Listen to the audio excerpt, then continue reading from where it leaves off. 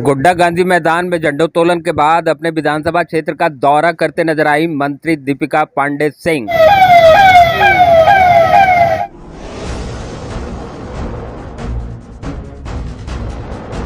स्वतंत्रता दिवस के मौके पर आज कृषि मंत्री सह महागामा विधायक दीपिका पांडे को गोड्डा गांधी मैदान में झंडोत्तोलन के बाद अपने विधानसभा क्षेत्र का दौरा करते देखा गया। कृषि मंत्री सह महागामा विधायक दीपिका पांडे को अपने क्षेत्र का दौरा करते देखा गया और इस दौरान जी न्यूज से विशेष बातचीत में उन्हें स्वतंत्रता के मायने के साथ साथ सरकार की योजनाओं पर प्रकाश डालते भी सुना गया। नमस्कार, मैं नागमणि और आप देख रहे हैं जी न्यूज और इस वक्त हम उपस्थित हैं महागामा विधायक दीपिका पांडे, कृषि मंत्री दीपिका पांडे के काफिले के साथ। यहाँ पर आप देखें कि चाय की चुस्की लेने के लिए महागामा विधायक दीपिका पांडे, मंत्री दीपिका पांडे यहाँ मौजूद हैं। इनसे बातचीत करेंगे। आज स्वतंत्रता दिवस का विशेष मौका है और यहाँ तमाम समर्थकों के साथ यहाँ आज मैडम यहाँ आई हैं, इनसे बातचीत करेंगे। मैडम, सबसे पहले बताइए स्वतंत्रता दिवस को लेकर के क्या कुछ संदेश? मैं सबसे पहले तो आप लोग के माध्यम से आपको भी और महागामा के तमाम लोगों को स्वतंत्रता दिवस की शुभकामना देना चाहती हूँ। इस बार पहली बार हुआ कि गोड्डा गांधी मैदान में कोई महिला मंत्री जो है मतलब गोड्डा जिले की, वो इस बार झंडोत्तोलन की है। कैसा इस बार? हाँ, ये मेरे लिए भी एक गौरव का क्षण था।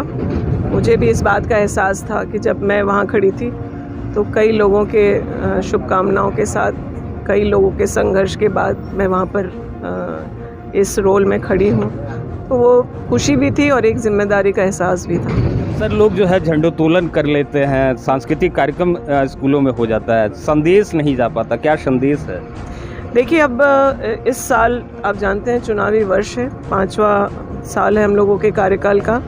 राज्य ने और ख़ास करके गोड्डा में क्या काम हुआ, किस तरीके से चीज़ें आगे बढ़ी, उस पर मुझे बोलने का भी मौका मिला। जो अभिभाषण था उसका स्वरूप है।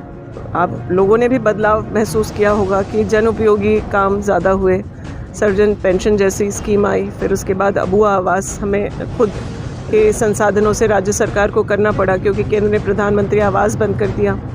कुछ अम्बेडकर आवास और प्रधानमंत्री आवास के लंबित मामलों से झेलते हुए लोगों को आज सिर्फ अपने गोड्डा ज़िले में मुझे लगता है कि 28,000 अबुआ आवास बन रहा है। तो जिन तमाम वैसे लोग जिनकी कोई नहीं सुनता था, जिनकी कोई सुध नहीं लेता था, उसकी सुध महागठबंधन की सरकार ले रही है। अब एक बहुत महत्वाकांक्षी योजना महिलाओं के लिए आई है जिसमें 21 से 50 उम्र की महिलाएं, जो मैया समान योजना, जिसमें उन महिलाओं के योगदान को थोड़ा प्रोत्साहन, उन्हें थोड़ी खुशी देने का प्रयास सरकार का है। सावित्रीबाई फूले स्कॉलरशिप हो, गुरुजी क्रेडिट कार्ड की बात हो, 2 लाख रुपए किसानों का कर्ज माफ़ी, किसानों के प्रति प्रतिबद्धता हम लोगों की सरकार बताती है। तो तमाम चीज़ें जिससे आम जनों के ज़िंदगी पे फ़र्क पड़े, वैसे काम हम लोगों की सरकार ने किए और इन्हीं कामों को लेके हम लोग जनता के बीच जाए। ये तो सरकारी योजनाएं हो गई मैम।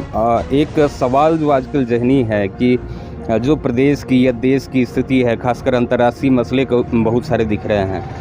इन मसलों पर आप क्या कहेंगे, क्योंकि आज बेहद खास दिन है, स्वतंत्रता दिवस है। देखिए, 15 अगस्त को जब हम लोग मना रहे होते हैं और जब अपने स्वतंत्रता सेनानियों को याद कर रहे होते हैं, तो मुझे लगता है वो एक मौका भी है कि हम लोग अपनी प्रतिबद्धता इस देश की आज़ादी के लिए सुनिश्चित करें। इस देश में जो एकता और अखंडता है वो अक्षुण्ण रहे, उसके लिए भी हम लोग काम करें। अपने आने वाले पीढ़ियों को इस बात का एहसास कराएं। जब मैं खड़े होकर वहाँ झंडोत्तोलन कर रही हूँ तो शायद 5 से लेकर के अन्य और भी उम्र के जो लोग थे, वो लोग भी इस बात को याद कर रहे होंगे कि कई लोगों ने इसके लिए अपनी जान दी है, शहादत दी है, तब हमें यह आज़ादी नसीब हुआ है। तो हमारी जिम्मेदारी है इसको बचाए रखने का, इस देश को और बेहतर और सशक्त करने का। तो ये जिम्मेदारी तो सभी की है और हम लोग क्योंकि राजनीति से जुड़े हुए हैं, जनप्रतिनिधि हैं, सरकार का हिस्सा हैं, हमारी जवाबदेही ज़रूर ज़्यादा है। आप नई पीढ़ी को भी अक्सर संदेश देती हैं, खासकर जो छोटे बच्चे हैं उनको भी संदेश देती हैं, अपना अनुभव भी शेयर करती हैं। आज स्वतंत्रता दिवस के मौके पर कोई ऐसा वाकया जो आपको लगता है कि आज लोगों तक जो है वो पहुंचाना चाहिए? बचपन की कुछ यादें? नहीं, मेरे बचपन की क्या याद है। मैं अभी कस्तूरबा स्कूल से आ रही थी तो उन बच्चों को केट्स पहने देखा तो मुझे अपना बचपन याद आया। उस स्कूल के जूते, उसको साफ़ करना, उसको उस पर रंग चढ़ाना, सफ़ेदी चढ़ाना, तो इन सब चीज़ों की याद तो आ ही जाती है। बस मुझे ये लगता है कि बराबर के अवसर बच्चों को मिलें, क्योंकि मैं शहरी परिवेश में जन्म हुआ तो मुझे लगता है मुझे ज़्यादा अवसर थे।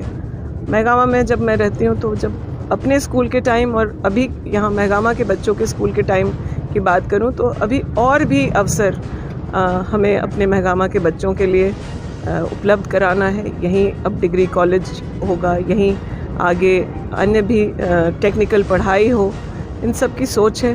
हर बच्चा पढ़ने जाए, यह भी महत्वपूर्ण है। इसी परिसर में हम लोगों ने एक बार नादिर जैसे बच्चे जो हैंडीकैप हैं और जिन्हें स्पेशल स्कूल की आवश्यकता है, आज मुझे उसे रांची में पढ़ाना पड़ रहा है। आने वाले समय में स्पेशल बच्चों के लिए भी पर्याप्त सुविधाएं महगामा में हो, ये अपनी सोच में है। और खेल के अवसर, अब एक इंडोर स्टेडियम बनने की बात है, एक स्टेडियम परसा में बन रहा है, ठाकुरगंगटी में जो स्टेडियम है उसे और बेहतर करने की बात है। तो खेलने के पर्याप्त अवसर, पढ़ाई के पर्याप्त अवसर और जीवन में वो अपना करियर जिस भी माध्यम से बनाना चाहते हैं उसके पर्याप्त अवसर महगामा गोड्डा में सुनिश्चित हो, ये मेरी प्राथमिकताओं में है। बच्चों को मैं देखती हूँ तो यही सोचती हूँ कि इन्हें उचित अवसर मिलने चाहिए। बहुत होनहार है और बराबर का मौका मिलने से हर बच्चा बहुत आगे बढ़ेगा। चलिए, तो ये थी दीपिका पांडे और बता रही थी कि सबसे पहले स्वतंत्रता के मायने बता रही थी। इसके साथ साथ महगामा के विकास, गोड्डा ज़िले के विकास के साथ साथ प्रदेश के विकास पर भी अभी इन्होंने अपनी बात रखी। इसके साथ साथ जो राष्ट्रीय मसला है उस पर भी इन्होंने अपनी बात रखी। हालांकि मैं आपको बताएं कि दीपिका पांडे को बेबाक अंदाज में अपनी बात राय रखने के लिए जाना जाता है। तो ये तस्वीरें हैं। बाकी स्वतंत्रता दिवस से जुड़ी बाकी तस्वीरों को देखने के लिए बने रहे हमारे साथ, देखते रहिए जी।